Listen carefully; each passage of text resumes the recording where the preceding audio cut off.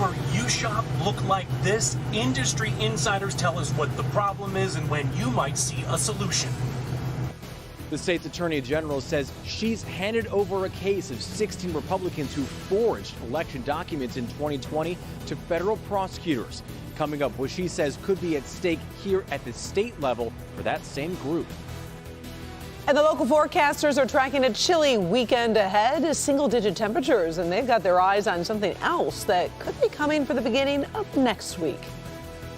Live from downtown Detroit, home of WDIV and Click on Detroit, Local 4 News at 5 starts now.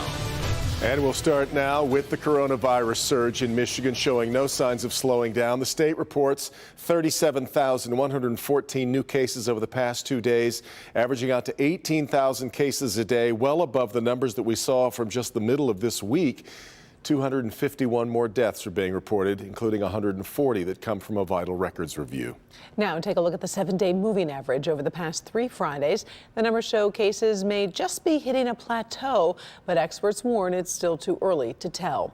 The surge is forcing more schools across Metro Detroit to quickly switch back to virtual learning. Which is putting parents, especially working parents, in some very difficult positions since these decisions have to be made so quickly. Priya Mann live tonight with more, and you've been talking with 2 moms who are really struggling to make this work.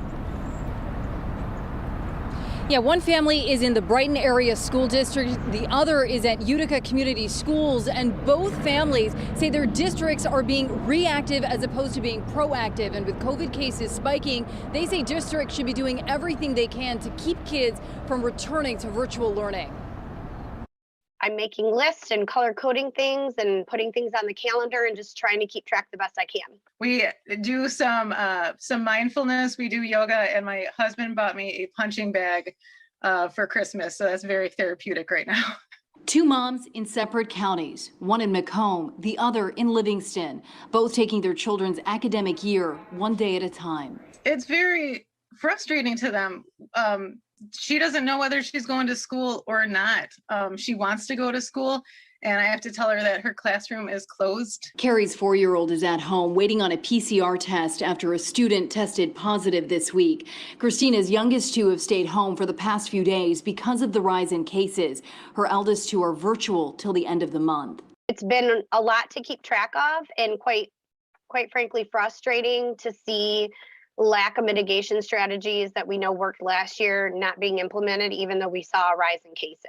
Both moms want mask mandates as the contagious Omicron variant cripples plans for a so-called normal school year. They keep on talking about wanting Utica Community Schools wants a normal in-person environment, and this is our 4th quarantine that I have experienced with 2 children in the Utica Community Schools.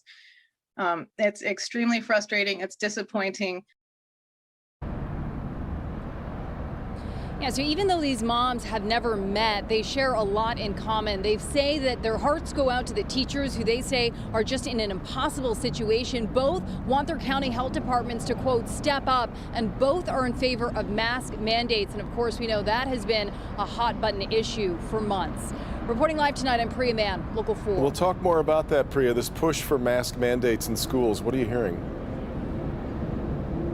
Yeah, that proposal was by the State Board of Education, and the proposal would have mandated masks for students regardless of vaccination status in schools and on school buses. Well, their public comments were flooded with people who were opposed to the idea. That proposal ultimately failed. It is important to note the Michigan Department of Education says the State Board of Education has no authority in mandating masks or vaccines. All right, Send it Priya. back to you. Yeah, you bet. The state's health department is teaming up with 18 libraries to launch a pilot program for free at-home COVID tests. Nearly 5,500 test kits were shipped this week to 18 libraries across the state, including in Detroit. Each site received 300 COVID-19 at-home test kits that each include 1 test. Up to 5 people per household can receive 1 test kit. Now, we did put a list of the library locations on our homepage of clickondetroit.com. We've made it to Friday, and after a bit of a warm-up this week, we now have a chilly weekend on tap. Yeah, let's send it over to Paul Gross, and we're talking about single digits here. We are, but you know what? I want to warm your heart a little bit. We've been staying on our Mount Clemens Sky Cam here. Look at the beautiful sunset here. That's just spectacular. Temperatures are not spectacular. They continue to fall. We're now down to 19 at Port Huron. Adrian, you're at 27. Now in the south, it's still in the upper 20s, but you see Howell, you're at 20. Metro Airport is now at 23 degrees, and there's a breeze out there, so those wind chills are colder. And so you can see flurries, maybe a few light snow showers, but they don't end here. The radar is right here, and you get to this point right here, and the radar beam actually is above them, so it doesn't see what's coming off the lake here. We're going to show you more using the satellite coming up in about 10 minutes. It's really cool. We'll show you those lake effect streamers. But right now, if you're heading out this evening, just plan on teens with wind chills in the single digits in many areas. And then we're going to be even colder than that come this weekend. We'll talk about that also straight ahead, guys.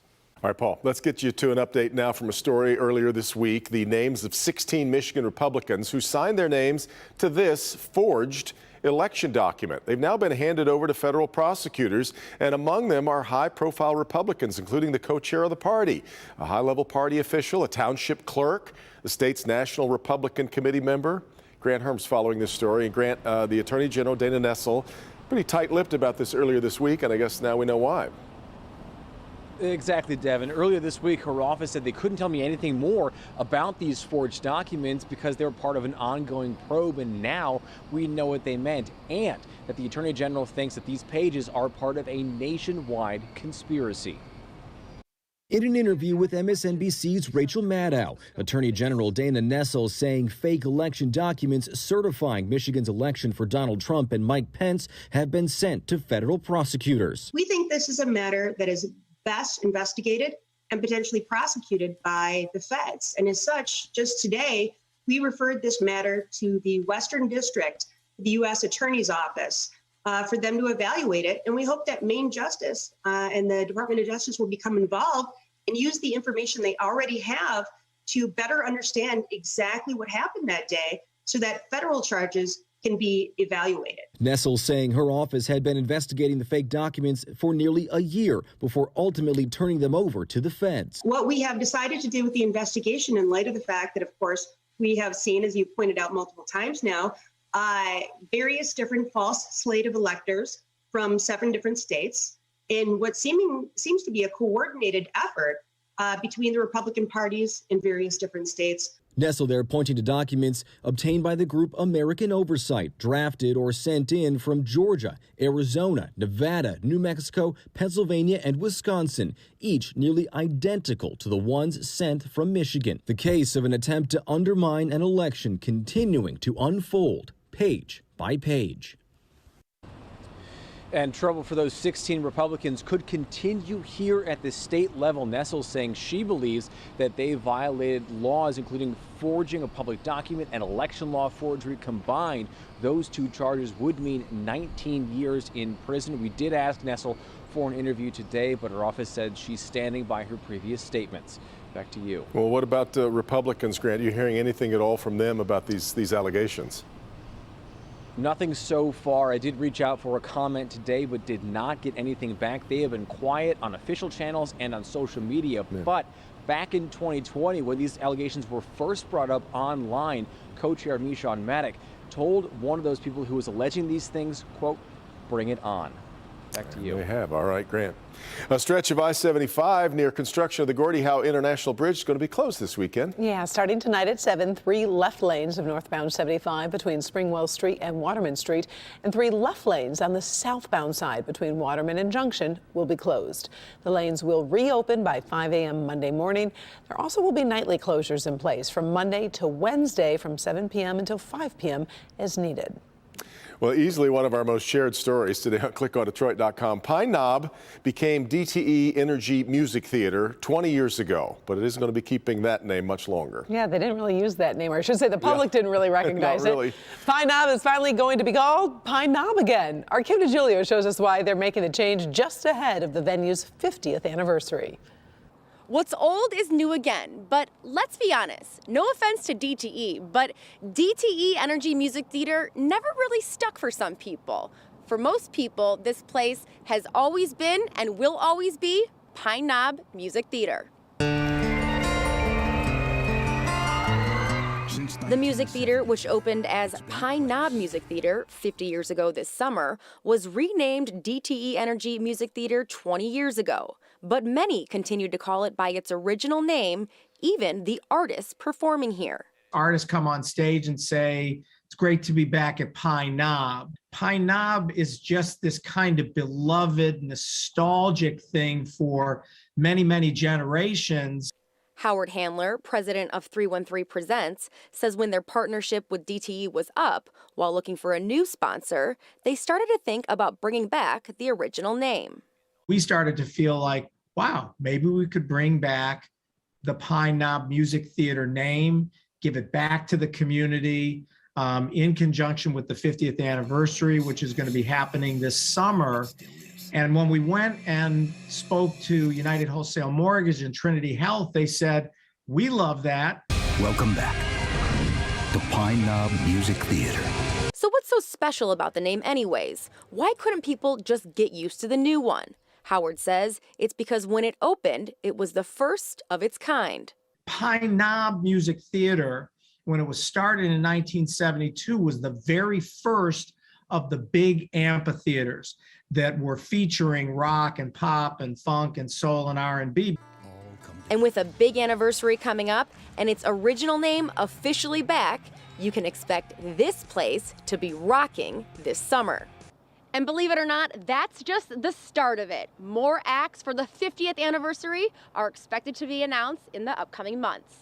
Reporting from Pine Knob Music Theater, I'm Kim DeGiulio, Local 4. Oh, I love the sound of that. Thank you, Kim. Oh, by the way, here's a little bit of fun trivia to share around the dinner table. The first act ever to perform at Pine Knob was David Cassidy. He took the stage back in June of 1972, Devin. Nothing better than being together. Oh, that's good stuff. I love this, going back to the old name, for the same reason that I love that it's going to be the Gordie Howe Bridge instead of the Ever-Ready Snapple Bridge or something like that. It's old as new. It's nice to bring some of the classics back for sure. Really cool.